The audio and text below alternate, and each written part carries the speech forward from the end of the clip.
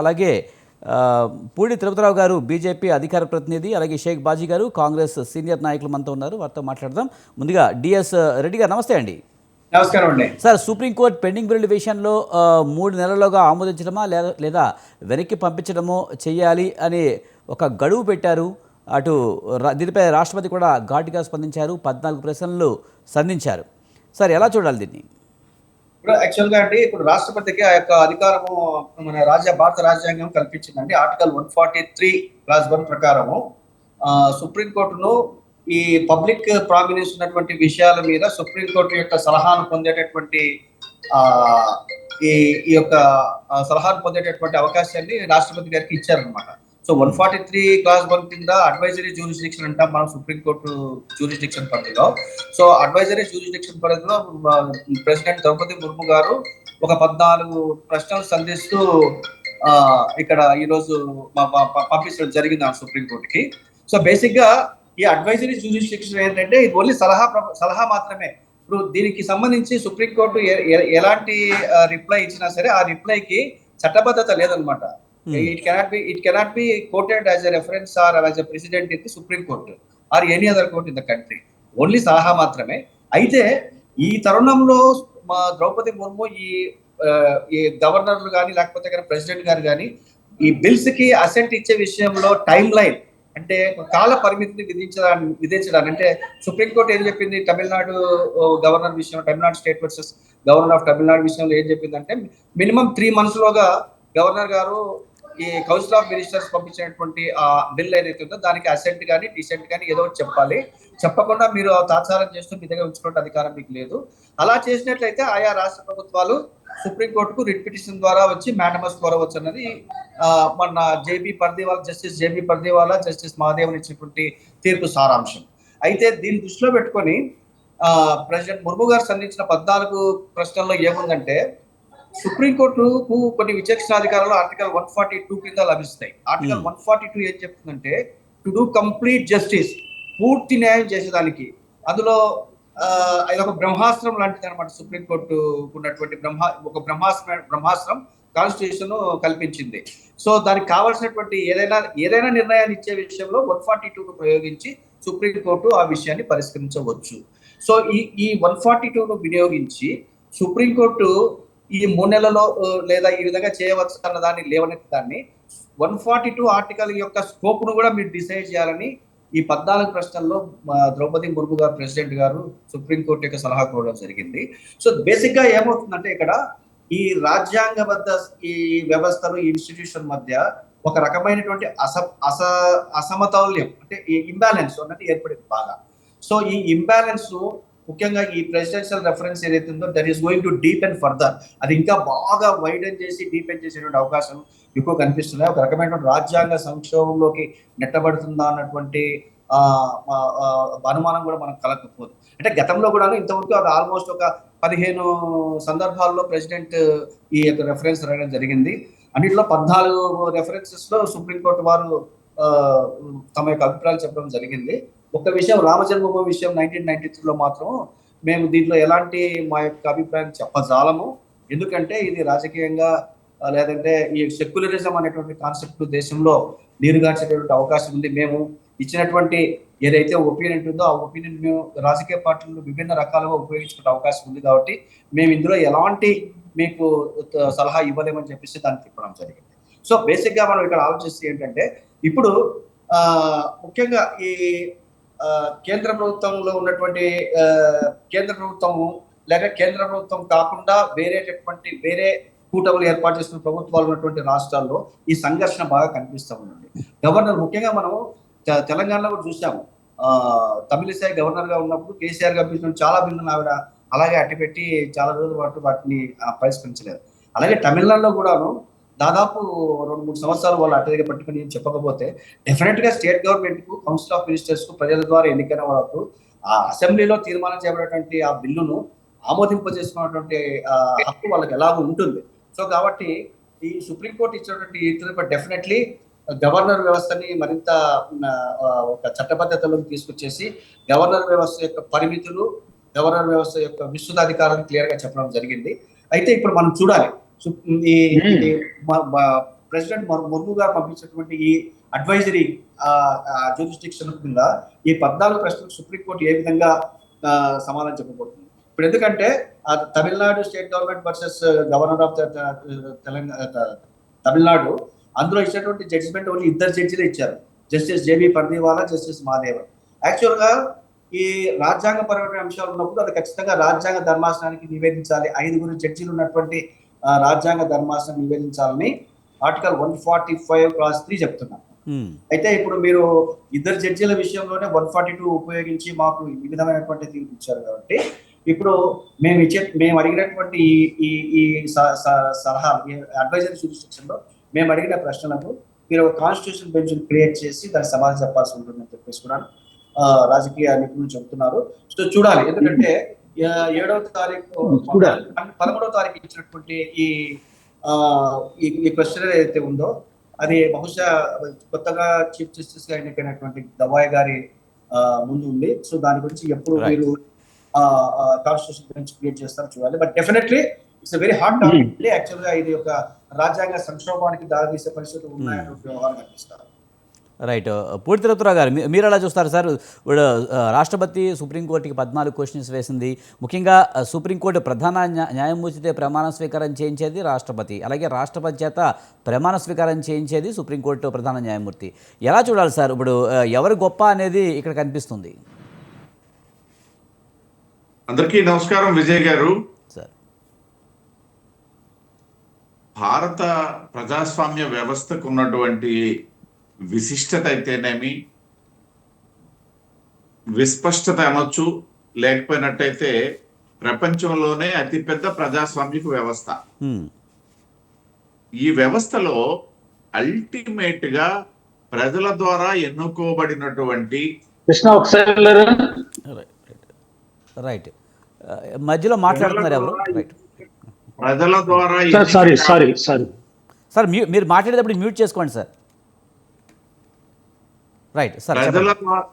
ప్రజల ద్వారా ఎన్నిక కాబడినటువంటి ప్రభుత్వానిదే అంతిమ నిర్ణయం.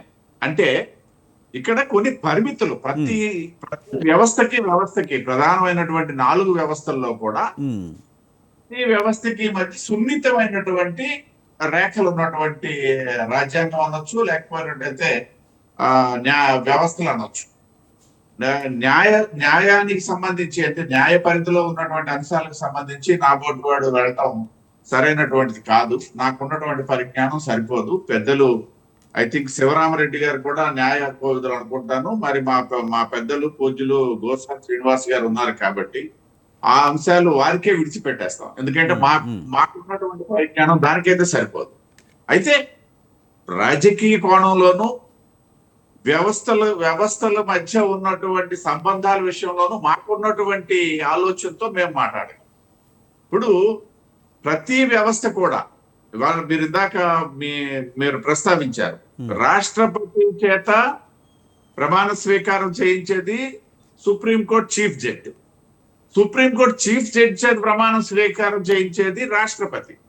కానీ ఇక్కడ గమనించాల్సినటువంటి అంశం ఏంటనేసి అంటే, chief justice of supreme court ని నియమించేది రాష్ట్రపతి ఉత్తర్వు ద్వారా వస్తుంది తప్పిస్తే రాష్ట్రపతి నియామకం అనేది చీఫ్ జస్టిస్ ఉత్తర్వు ద్వారా రాదు.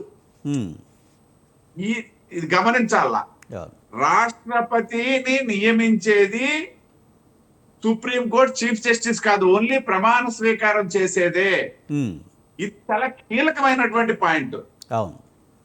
కానీ సుప్రీంకోర్టు చీఫ్ జస్టిస్ గా ఆమోద ముద్ర వేయాల్సింది మాత్రం రాష్ట్రపతి. ఇక్కడే కదా ఉంది. ఇవాళ రాష్ట్రపతి గారు సంధించినటువంటి 14 ప్రశ్నలకు సమాధానం అనేది అందులోనే ఉంది.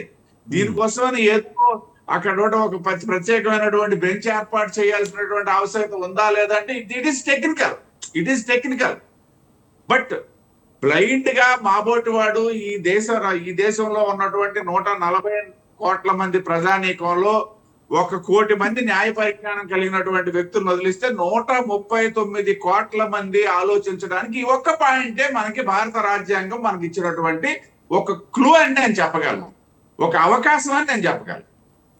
ఎందుకనిసంటే రాష్ట్రపతిని అదే విధంగా తీసుకునేటప్పుడు రాష్ట్రపతి నియామకాన్ని నిర్ధారించాల్సింది ఎలక్షన్ కమిషన్ ఆఫ్ ఇండియా.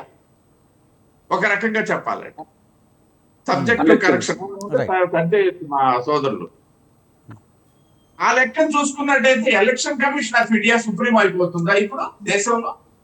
కాదు కదా. కాదు కదా.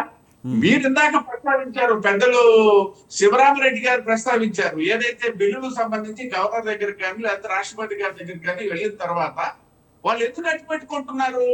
వాళ్ళు కనుక తిరిగి పంపించినట్లయితే సబ్జెక్ట్ కరెక్షన్ 1-2 సార్లు కనుక గవర్నర్ గారి దగ్గర నుండి తిరిగి వచ్చినట్లయితే అది డీమ్ టు బి యాక్సెప్టెడ్.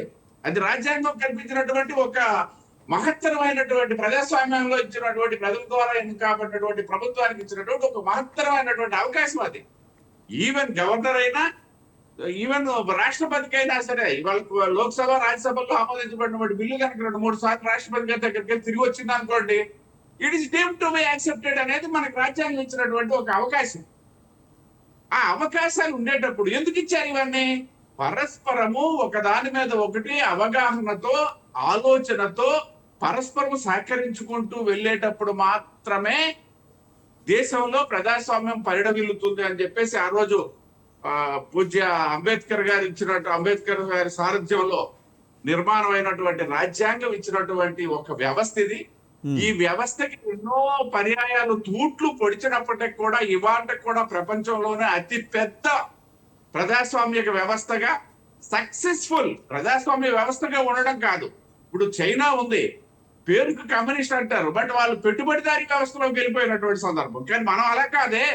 దాదాపు 75 సంవత్సరాలుగా ఎన్ని ఒడిదుడుకులు వచ్చినప్పటికీ, ఎన్ని స్వార్థ చింతనలతో ఎన్ని సవరణలు చేసినప్పటికీ ఇవాళ కూడా ప్రపంచంలో అతిపెద్ద లిఖిత పూర్వక రాజ్యాంగము, అమలుకి ఆచరణకి అవకాశం ఉన్నటువంటి రాజ్యాంగం కలిగినటువంటి రిపబ్లిక్ ఆఫ్ ఇండియాగా ఉన్నటువంటి మనం ఇవాళ ఇది వచ్చింది అనేసి అంటే, ఇది అందరూ సుప్రీం కోర్టులో ఉన్నటువంటి న్యాయ వ్యవస్థలో అందరి జడ్జిలకి మనం అండగట్టడానికి లేదు.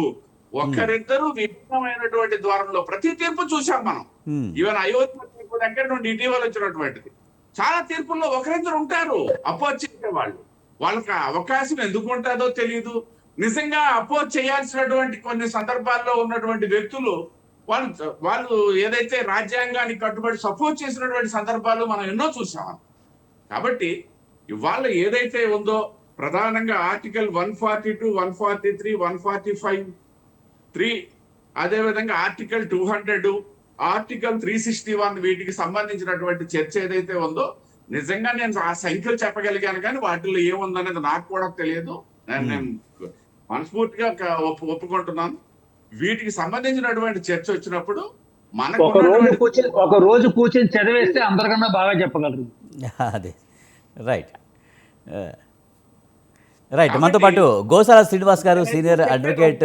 ఒకే ఒక సున్నితమైనటువంటి ఒక పాయింట్ ఆధారంగా చూసేటప్పుడు ఇవాళ రాష్ట్రపతి గారు ప్రశ్నించింది ఒక ప్రక్రియలో భాగమే తప్పిస్తే వాళ్ళు ఏదో ఇచ్చి దానికి అనుబంధంగా మళ్ళీ ఏదో మార్పులు చేర్పులు చేయాల్సినటువంటి ఆవశ్యకత ఉందని చెప్పేసి అయితే ఎవరు భావించట్లేదని నేను అనుకుంటున్నాను. రైట్. మనతో పాటు గోసాల శ్రీనివాస్ గారు, సీనియర్ అడ్వకేట్ ఉన్నారు, అలాగే షేక్ బాజీ గారు ఉన్నారు, కాంగ్రెస్ సీనియర్ నాయకులు. ముందు బాజీ గారి దగ్గరికి వెళ్దాం. బాజీ గారు, ఎలా చూడాలి ముఖ్యంగా బిల్లుల విషయంలో సుప్రీంకోర్టు తీర్పు చెప్పడం, దానికి 14 క్వశ్చన్స్ రాష్ట్రపతి అడగడం ఎలా చూడాలి?